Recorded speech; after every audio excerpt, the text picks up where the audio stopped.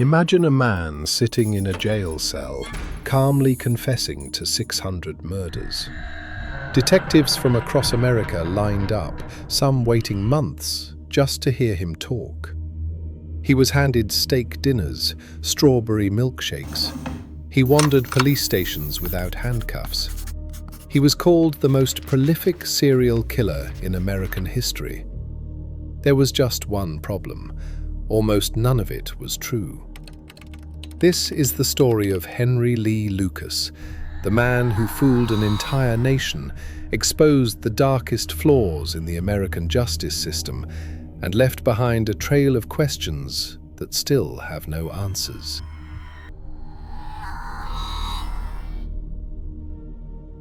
The story of Henry Lee Lucas begins not with murder, but with something almost worse: suffering.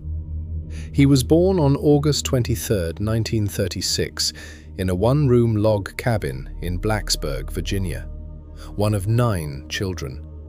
No running water, no stability, no safety. His father had lost both legs in a railroad accident and spent most of his days in helpless silence. His mother, Viola, was a violent, domineering woman who reportedly worked as a prostitute and made no effort to hide it, sometimes bringing clients into the cabin while her children watched. But what she did to young Henry went far beyond neglect. According to accounts gathered over the years, Viola once beat Henry with a piece of lumber so hard he slipped into a coma for 3 days. She reportedly killed a pet mule he had grown attached to, purely out of spite. When Henry accidentally injured his eye during childhood play, she refused to take him to a doctor. By the time he finally received medical care, the eye was beyond saving. It had to be surgically removed. He wore a glass eye for the rest of his life. He was sent to school in dresses. He was mocked, isolated, and brutalized, both at home and outside of it. A neighbor, known to the family as Uncle Bernie, eventually stepped in to take Henry to the hospital. But Uncle Bernie brought his own darkness with him, reportedly introducing the boy to cruelty toward animals at a young age. By the time Henry Lee Lucas was a teenager, something inside him had been twisted beyond repair. In 1960, Henry Lee Lucas was 23 years old. He traveled to Michigan to visit his mother, Viola. What happened that night is not disputed. The two argued, voices rose, and then Henry stabbed his mother to death. He was arrested, convicted of second-degree murder, and sentenced to prison. He served 10 years, much of it in a psychiatric hospital, where doctors reportedly warned that releasing him would be dangerous. In 1970, over those objections, Henry Lee Lucas was paroled. He was back on the streets. Within just a few years, he was arrested again, this time for the attempted kidnapping of a teenage girl. Back to prison. Released again in 1975. He drifted, worked odd jobs, married briefly, moved from state to state along America's back roads, sleeping rough, picking up whatever work he could find. And somewhere along the way, he met the man who would become his shadow. In 1976, Henry Lee Lucas walked into a soup kitchen in Jacksonville, Florida. There, he encountered Otis Toole, a 29-year-old drifter with a criminal past of his own. The two men connected immediately, becoming traveling companions and eventually more. For the next several years, they wandered together across the American South, two broken men with nothing to lose and nowhere to be. Whether they killed together during those years remains one of the most debated questions in American true crime.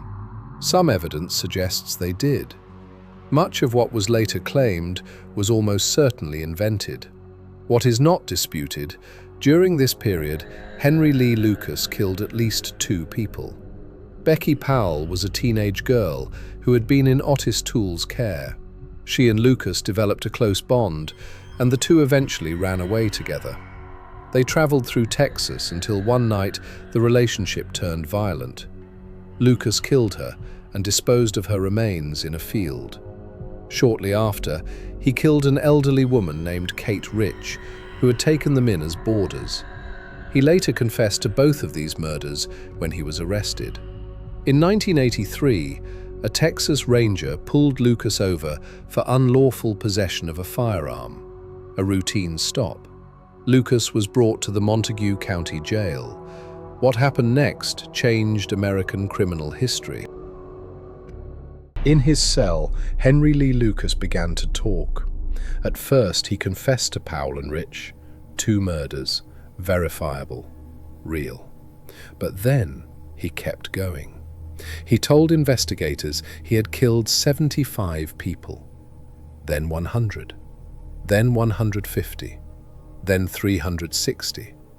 Eventually, the number climbed past 600. Word spread fast. Detectives from police departments across the United States called the jail. They flew in from Florida, California, Georgia, Oregon.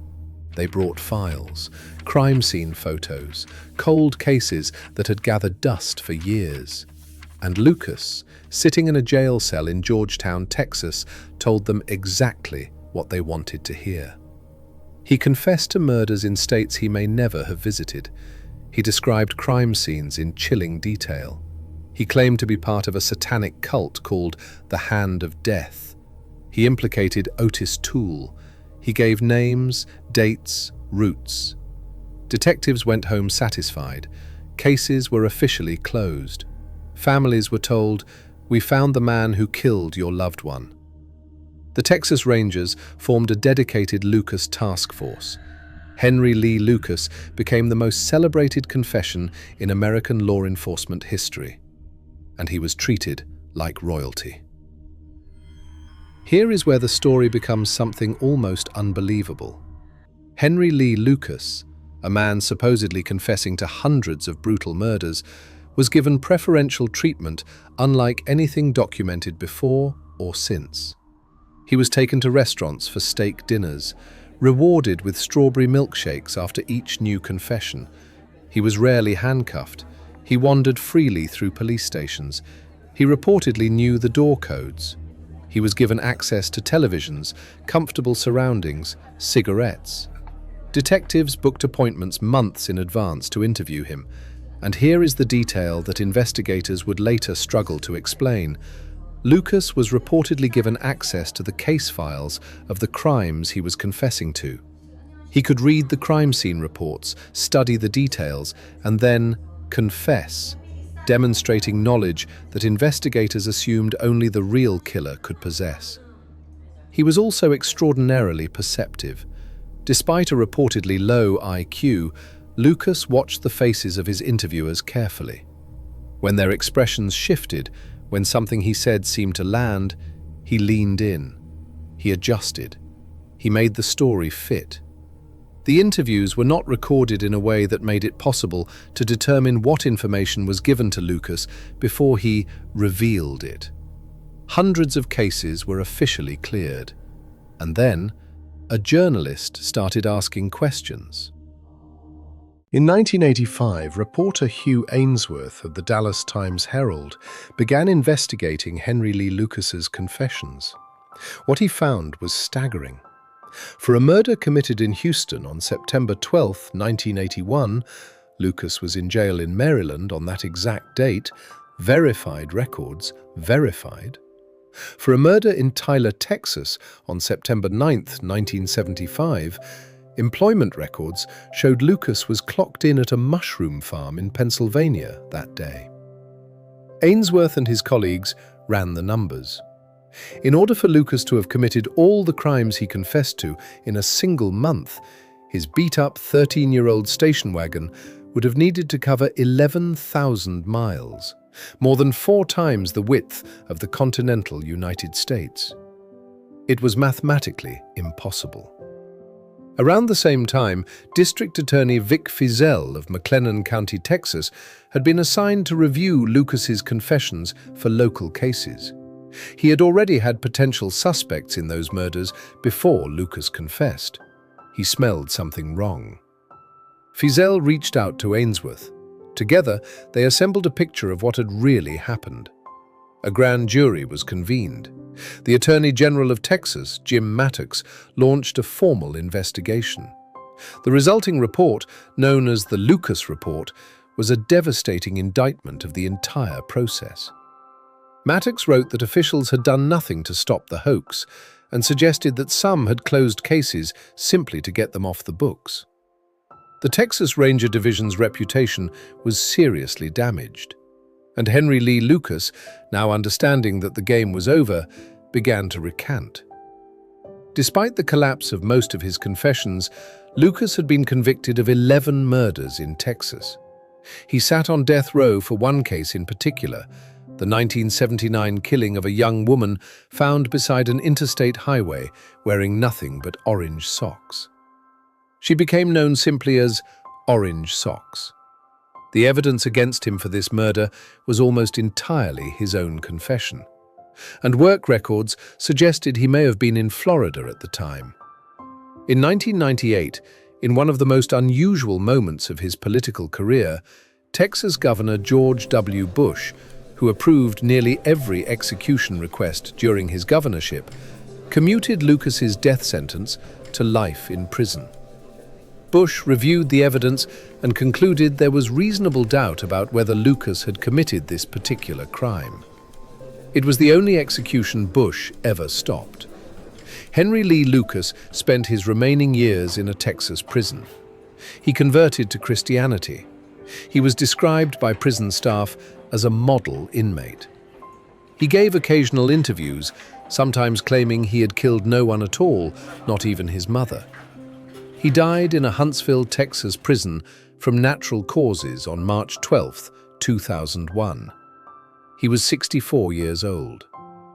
The woman known as Orange Socks was finally identified in 2019 as Deborah Louise Jackson, nearly 4 decades after her death. Henry Lee Lucas was not a criminal mastermind. By most accounts, he was a deeply damaged, poorly educated man who had grown up in conditions that would break almost anyone. But his story is not really about him. It is about a justice system that wanted easy answers so badly that it stopped asking hard questions. Detectives fed Lucas information, rewarded him for confessing, and closed cases without demanding real evidence. Families were told their loved ones' murders had been solved, when in reality, the real killers may still have walked free. The Lucas case became a landmark in American legal history, not for what he did, but for what it revealed about how false confessions happen and how eagerly institutions can embrace comfortable lies. Today, his story is studied in criminology programs, referenced in legal reform discussions, and featured in documentaries, including a 5-part Netflix series called The Confession Killer. The questions he left behind are not just about one man. They are about all of us, and how far we are willing to look the other way when the truth is inconvenient. Henry Lee Lucas died in a prison cell at 64, having spent almost his entire adult life behind bars. How many people did he actually kill? The honest answer, the one that law enforcement spent years refusing to give, is we don't know for certain. 3 is the number most investigators now accept, perhaps a few more. Almost certainly not 600. But somewhere out there, in cold case files, in evidence boxes, in cemeteries where killers were never named, the real story of those hundreds of unsolved murders remains untold. And for the families who were told Henry Lee Lucas was responsible, the search may never truly be over. If you made it this far, thank you for watching. Drop a comment below. Do you think Lucas was purely a liar, or do you believe he committed more than the 3 confirmed murders? Subscribe for more true crime stories, researched and written from scratch,